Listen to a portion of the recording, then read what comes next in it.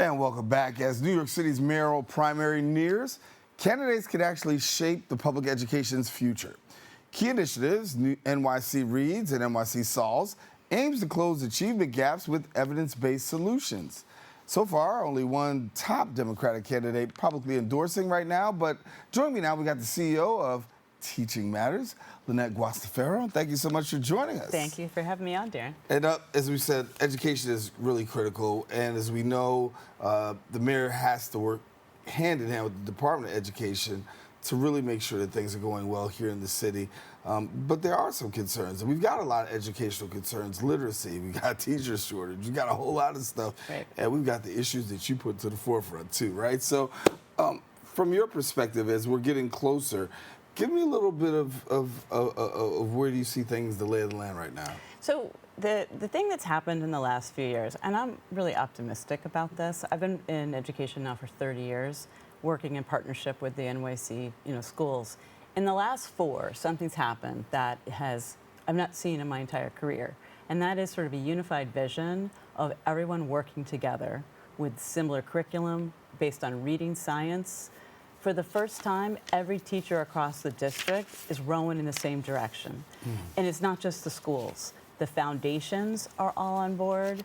Organizations like mine, there's advocacy organizations, after-school organizations, tutoring, teacher development.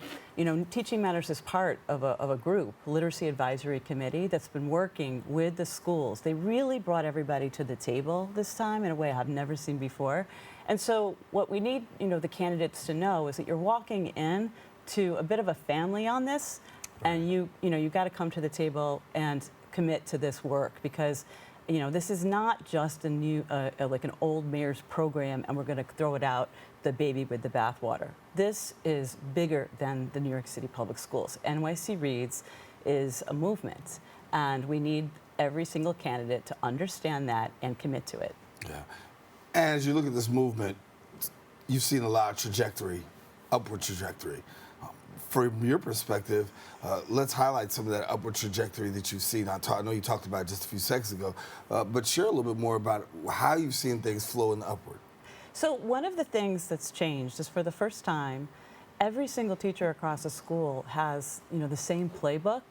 And I want you to imagine what that looks like in 5 years when those teachers become supervisors. For the first time, they're going to know exactly what the teachers are experiencing in the classroom and really be able to support them. When everyone has the same curriculum, it's not that the curriculum is the answer. A curriculum is half a solution, but what matters is everybody's playing from the same playbook. They can, they can figure out what needs to be fixed because they're all working in the same direction.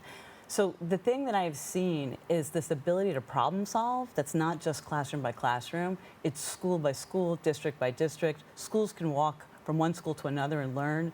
Kids who might be in a shelter go from one school and then they're moved to another, and they see the same curriculum when they go. So this is like it's a revolution for New York City schools. It's really, really different. And for the borough of the Bronx, the opportunity for NYC Reads to really close that education gap. We've seen significant progress. There has been. There's been movement in the Bronx, and the Bronx actually adopted NYC Reads. Many of the districts did it, this year is the first year they're implementing. The other thing we need time. So Tennessee, the state of Tennessee has seen a huge increase in their reading. It took them 5 years of patience, of reforms just like this.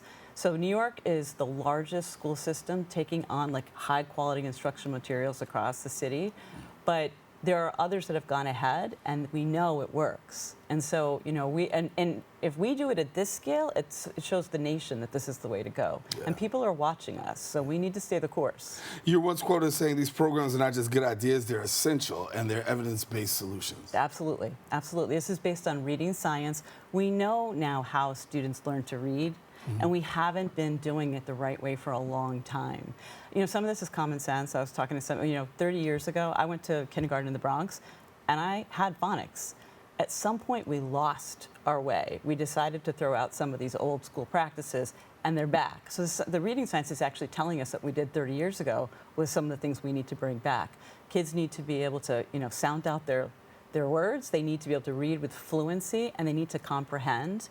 And there's ways to teach that, and we know it. And it's built into these curriculums and these playbooks that teachers are now using together. Right. Students don't have that success without teachers, no question about it. Teachers make the difference. Absolutely. And so where can we go in the area of teacher training to really leverage better outcomes for our students? We're glad for what we see, but of course we could always do better. So this is, and that's why I say it's not about a curriculum. And this is what I'm going to shout out the Department of Education on this, or NYCPS. They really brought in professional, they knew professional development mattered, and they provided every school with coaching in a way that I have never seen in the history of schools. And so groups like Teaching Matters and other groups came in and were able to support. We are building and developing teachers as leaders who can now take this work on and work with the other teachers. So teacher professional development is key. It does not work without the teachers working together and collaborating and working with folks who have expertise in this, who can help them really understand how to implement the reading science in their classrooms. Yeah, I've always talked about when you're in a classroom, and I'm not a teacher, but I've certainly talked about one of the challenges that I know the teachers face sometimes is the lack of cultural competence, right? That they're not really competent in the areas of knowing their students and what's going on in and around the environment. How do you address that issue? And how would you like to see that issue addressed moving forward under your umbrella? So I think that's a really important issue, and the curriculum is not the answer to cultural competence. But what I think happens when teachers are working together on the same playbook is they can it's like they could say, here's an issue in the curriculum, and we want to improve on it together so we can set a goal. But if you understand, like if you're in sports and everybody knows the play, you improve on the play together. So cultural competence, the curriculum's not, I mean, look, okay, so many of the curriculums are dealing with cultural competence within them, but no curriculum can address the differences across New York City. Teachers have to know their students and respond to the students in front of them. So the first year is really unpacking this curriculum, really learning how to play it together. And then the second and third year, you're really saying, well, who's in front of me? And how do I make this curriculum work for the kids in front of me? And that's year 2 and year 3. And that's really, frankly, the really exciting work that we're looking forward to, which is why we need the mayor who comes in to stay the course. Let's talk about that mayoral race for a minute. So far, we know there's several candidates that are out there. Only one to date so far is really given the endorsement. We just did a webinar, a group of advocacy organizations, and a few more have committed and said NYC Reads and reading science is the way to go. But we need everyone to say up front that we understand that this movement is bigger than the mayor, and the mayor needs to come in and line up with it. So, for example, Cuomo, would like to hear from him. That's one. I'm not going to name any more names, but we need, when new folks come in, you got to put your stamp on what you do, right?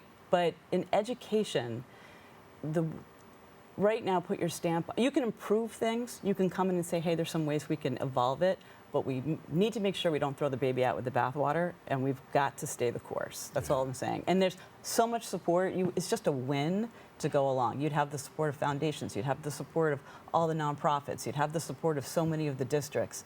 So there's no reason to not commit to this. Right. Now, what does a lack of support mean for you? We need to, so you know what it is? It's about what we know historically. So in history, everybody that comes in likes to put their stamp on it. And we know this. I mean, I've done this for 30 years. I've watched every administration come in and kind of like throw out what was done before. We're not doing that. We cannot do that this time. That's all I'm saying. We have got to stay the course in this particular initiative. And maybe there's no problem here, and I'm worried about it for no reason, but I just want to hear a commitment to it. I want to hear every mayor or every person who's running for mayor say, we are committed to NYC Reads. English language learners, we know that there's a lot of challenges, particularly, with what we face in our classrooms right now. You hear families who say, listen, the situation continues to get really, challenging. How do you balance the challenges that they face, and then also the word I've been using throughout the course is the upward trajectory, right? How do we get them towards that upward trajectory? Because there's a gap there. Yeah. So I'm not going to, so English language learners need curricula that's designed that has like materials that will support the teacher to support the curriculum for them. And we have seen there's 3 curricula that people are choosing from now, and some of them have it, and some of them are still working on it. And so what I would say is that teachers need additional supports now around how do you support those groups of kids in your class for which the core instruction is not enough, that you have to do more interventions and smaller groups. And that's the focus of next year. We're working across the city specifically on how do teachers have time built into their day where they can work with smaller groups of kids on the specific needs that they have. But the thing is if you have kind of a standard approach, it's a lot easier to come up with those interventions and link them into the core. If everyone is recreating the wheel and it's 1,000 flowers blooming, I promise you, New York's been doing that for 60 years. It does not get us to where we need to go. Yeah. And for your work, you said you've been around for a while. You've seen it work, and you've seen the challenges, and you've also seen the victories. Yeah. How do you see the future, given the fact that we're having such, monumental issues, coming out of COVID, it's almost like you took 5 steps back, but yet and still we're able to take some steps forward. How do you see things playing out in the short future? So the thing that's concerned me is attendance. Like, we still haven't seen attendance come back since before. And it's really, it's like the zeitgeist has changed. The kids, for some reason, so parents got to get their kids to school. Kids have to be in school every day for all kids, so that's one area that I think we still have to do a significant work on. But in terms of the future, we have seen an uptick in our schools this year. So I am seeing, for like a couple of years it was going stagnant, but we are seeing an uptick. I think I'm going to give credit to NYC Reads because we're speaking the same language. I always say it's not that we can all do the same thing, it's that we all understand it in a similar way so we can fix the problems together. And that is, what I see the future is that we are working in a more collaborative, coherent way than I have ever seen. Again, it's not just the teachers. It's the nonprofits, it's the foundations. We can jump on a phone now and work together. And I'm going to give credit to the Department of Ed. They brought us together in a way I have never seen in 30 years. That's awesome.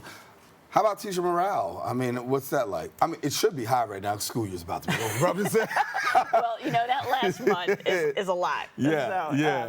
But no, I think that what I've seen is that teachers like the support that they have in the sense that they're getting support from coaches. They also are not up all night writing their own lesson plans in the way they used to. They're learning, they can spend time saying, who's in front of me and how do I make this work for the kids in front of me? And not spend all their time like recreating the wheel. Every first-year teacher is working literally, they come home and they're spending the next 6 hours lesson planning. That's not true for the new teachers that came into NYC Reads. So I think that this is a support to teachers. I think teachers will tell you the same thing. And so that morale in that way is up. It would be even higher if all the kids got to school. Yeah. That's a major thing. And I think since COVID, a lot of people are still facing that. They face it in the workplace. They face it in the classroom. You'd be surprised, but the numbers just continue to just be there, and you're like, where's everybody at, right? But we're here. That's the most important, and I'm glad that you're here. Yes. So thank you for sharing. For people who want to get in touch, how do you do that? So Teaching Matters, check us out on the website. It's www.teachingmatters.org. Then we're celebrating our 30-year anniversary this year. Very proud, and we love New York, and we are very happy to be here. Well, glad to have you again, Lynette. Thanks so much for being with us. Thank you. All righty. Now listen, again, if you want more information, go ahead and visit the website at teachingmatters.org. We encourage you to check it out, and we also encourage you don't go anywhere. We've got more open coming up right after this.